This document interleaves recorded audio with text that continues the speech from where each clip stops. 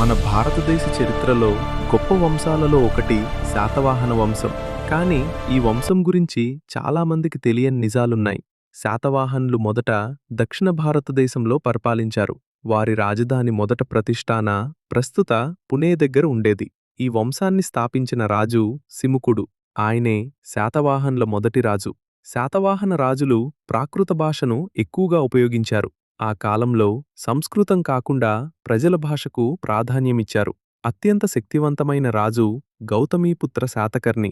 ఆయన శకులను ఓడించి గొప్ప విజయాన్ని సాధించాడు. శాతవాహన కాలంలో మహిళలకు మంచి గౌరవం ఉండేది. ప్రాణులు కూడా రాజకీయాల్లో పాత్ర పోషించేవారు. వారి కాలంలో రోమన్ సామ్రాజ్యంతో వాణిజ్యం జరిగింది. ఇండియా నుంచి ముత్యాలు, మసాలాలు రోమ్కి ఎగుమతి చేసేవారు. శాతవాహనులు నిర్మించిన గొప్ప బౌద్ధ స్మారక చిహ్నాల్లో ఒకటి అమరావతి స్తూపం.